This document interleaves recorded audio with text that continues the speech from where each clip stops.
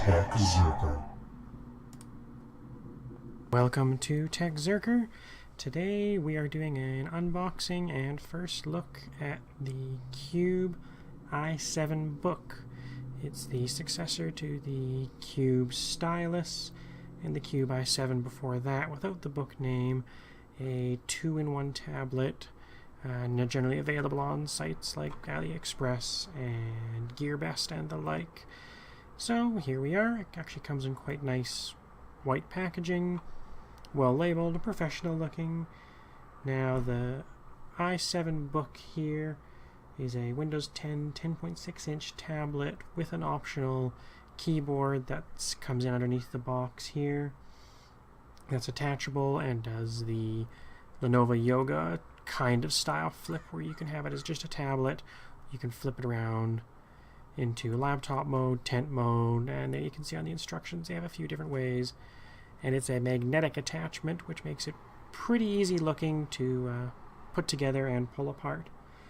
It's a 1920 by 1080 resolution screen, a 4 gigabytes of memory in it, 64 gig onboard storage, but it does have the expandable microSD storage as well, and it looks relatively easy from reading community posts to do mods if you really wanted more onboard storage, because it's that M2 SATA 3 type drive, so it is replaceable by the user if you want to risk cracking the case open. And finally, it's the Intel Core M3 processor in it, which has become pretty common for something above the Atom level processors, but runs a little warm.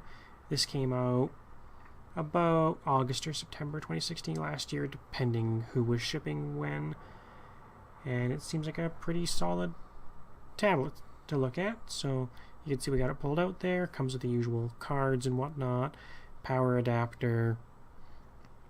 I did already notice playing with the box there that the main adapter actually works just fine for North America without the other North American adapter plug.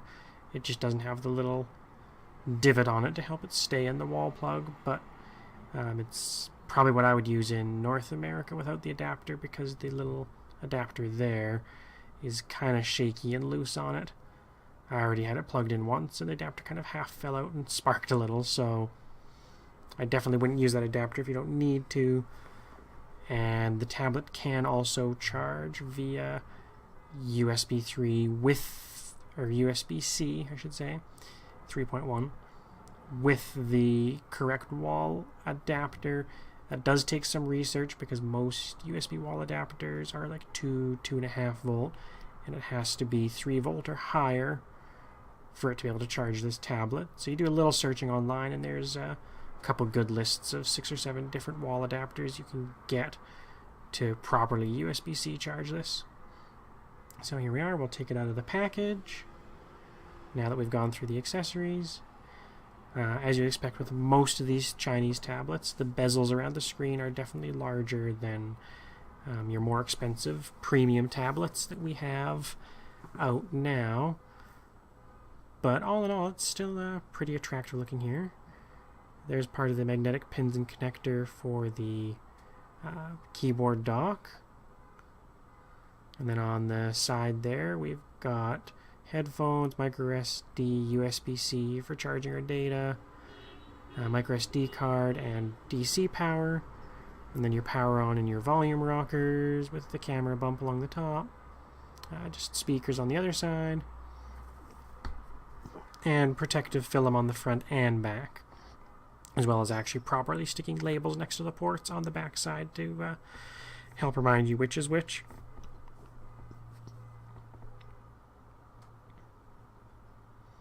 So there we have that, and then we'll go to the keyboard unit here. It was also well packed in the box. For this tablet, this was not an extra order. The options I had available were all including the keyboard, which I think for most of these 2-in-1s, especially for a full Windows 10 machine, you probably want, because it just makes the typing experience and some of the usability a lot easier and still not hard to carry around. The keyboard itself seems to be well built, some good click and movement to the trackpad, and from initial feel, the key press seems solid, good travel, and the hinge is nice and stiff without the tablet attached, it is really difficult to move that hinge, so it's nice and stiff. Maybe a little hard to open with the tablet on it, but I'd rather that versus it flopping open. And you can't really see quite from those shots there, but there are little rubber feet on the keyboard so that when it's closed, the screen isn't touching the keys, which was one of the issues I had with my very first Lenovo Yoga 4 or 5 years ago when it came out the same time as the Surface One, where the keys would rub the screen a little and eventually scratch it. So those rubber feet will help there. It docks and connects up fine there. I found the first time it a little stiff, but after that it docks and undocks just fine. See, it still makes a relatively slim machine. I mean, systems like your pure MacBook Airs and stuff are definitely thinner and smaller, but... And there we go, opening it up. Like I said, it's a stiff hinge, so it takes a little bit to open up. It seems pretty good. I'll pull it off the box there and try to get some better camera angles. So there we have it all set up. You get your full keyboard, decent key sizing, just without the number pad as you'd expect on this size of machine. Closes up fine. And it just peels off the connector with the magnets. You can reverse it into tablet mode if you still want to keep the keyboard with you. Of course, you can just carry the tablet separately and leave the keyboard behind. But if you're uncertain, you can flip it around that way and still have it with you and ready to go. And then there into tent mode, it flips out. Same handy for making it stand on its own, and different widths if you want to get it down farther, so very yoga style, except for that you can still pull the screen off of it just fine. And then it's magnetic there, so you'll see we line it up and it'll just pop right back in place. So that's not too bad at all.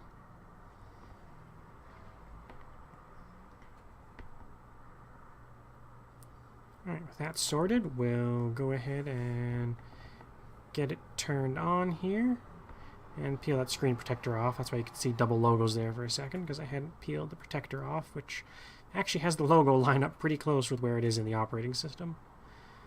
They have their own Cube boot up logo in Chinese before we get to the Windows logo. I'm assuming, oh, we got it twice there this first time. Now, it looks like when it arrives, it's coming imaged without the initial new user setup like you would a North American machine. It's just pre-signing in to a local Cube user.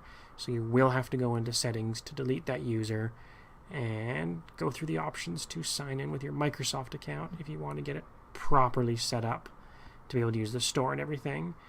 So it's a little bit of a different new user experience, but not too difficult to run through. The Windows key works fine. The touch screen seems nice and responsive.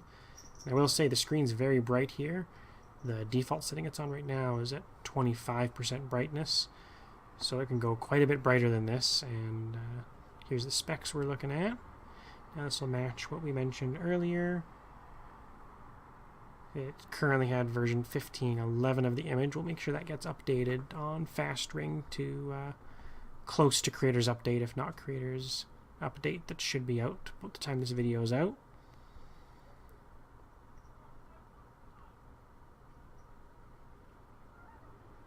Loading the program up just to touch the touch screen, and it works as you'd expect. There's no problems there. It's nice and accurate. This does support various types of active styluses, so you can get one from Cube or use some of the other alternatives and write on the screen with pressure sensitivity, which is kind of a nice bonus on this size of machine, especially in the price range.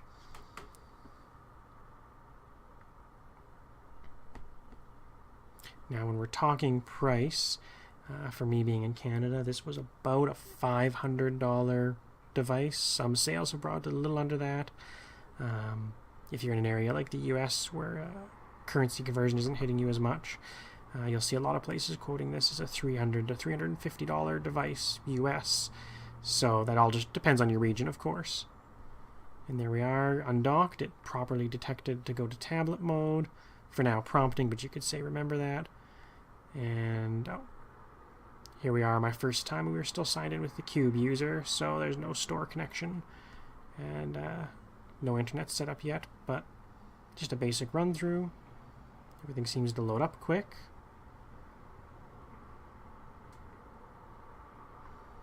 I have to admit, I've never actually launched the new solitaire free cell type applications on these. I got lost there for a second, but everything responds quite fine. And we'll dock that back up again and make sure it prompts to go back to PC mode.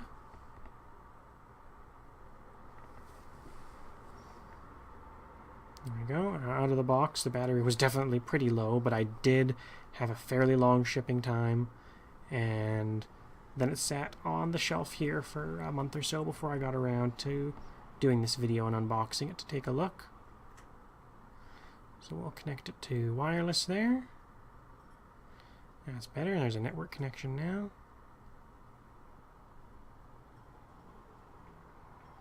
Now we can get in. The store loads up fine.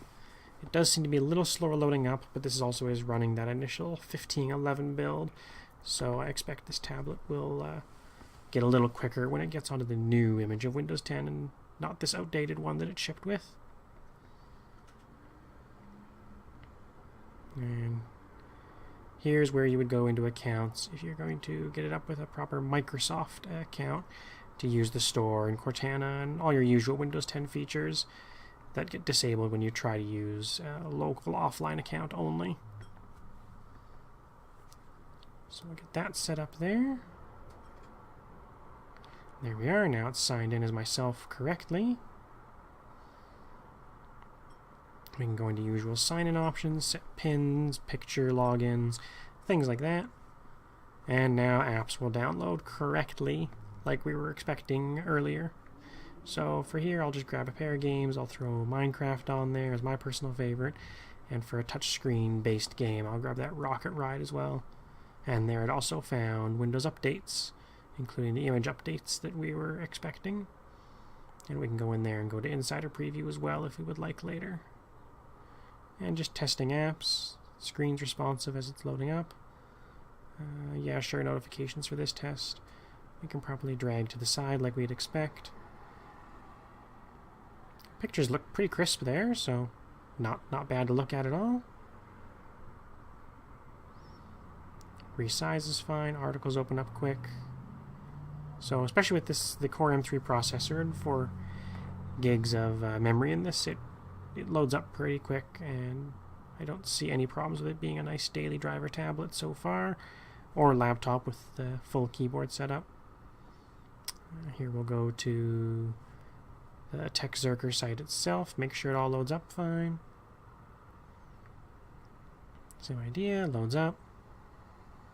And I will tell you, I'm excited about properly having Minecraft on my Lumia 1520 that can do realms with everything else. So that's kind of a nice aside from that article that was there when we loaded up.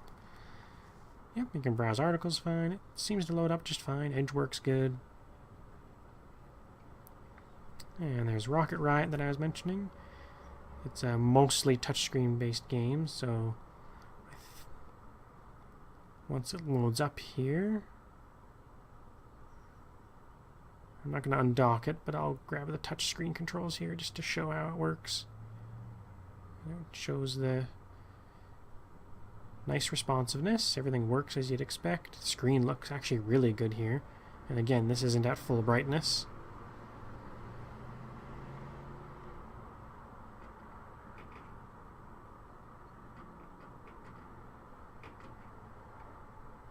And back out, and we'll check out Minecraft as well, which is a good one for pushing the hardware a little bit more. It's not high resolution, but with something like Minecraft, you can definitely push the rendering distance and some other details high enough that not a big deal on a full laptop or desktop, but on something you're using as a tablet crammed into this space, it's nice to be able to see what kind of settings you can get out of it. So for this test, I've set all the highest graphics settings I could, the farthest rendering distance, and it seems to run really smooth. Just running default texture pack for now, but it works good. We can see a long ways out, so we have lots of detail when we're building and exploring. whereas some earlier Atom tablets you really had to crank down view distance to get nice smooth frame rates. The touchscreen controls work great as well. And there you can see we've turned all the settings up. Change it to full screen. Oh, apologies there, I hadn't gone to full view distance yet. There's where we change up all the settings. So default's what was running before. That setting's a little finicky when you change it, but... Alright, now we're at the full view distance. So that was default before. I thought I'd already set those, but you can see here we still get pretty good frame rate with more than double the view distance set up. You might be able to notice a little bit of slowness, but even some of that's just the first time rendering and generating that piece of the world, and then it seems to be quite fine to work with. So this could make a very comfortable Minecraft tablet. You could do keyboard or mouse, or swap over to touchscreen if you would like. And it transitions nicely. The tablet mode prompt comes up there for a second and goes out of the way, but otherwise you can go to tablet mode and walk away with the keyboard on battery and keep playing just fine.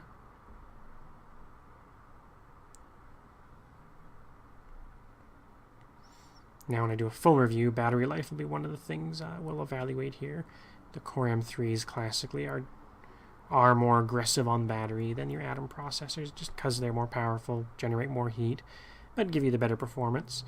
So they quote, I believe, 6 to 8 hours estimated battery life, which probably means we'll get 5 actual usage. And obviously, if you're doing something like playing Minecraft, you're going to get an hour or two, depending on what you set the video settings and the brightness to, and if you're connected to wireless and things like that. So there we have it. Close it back up.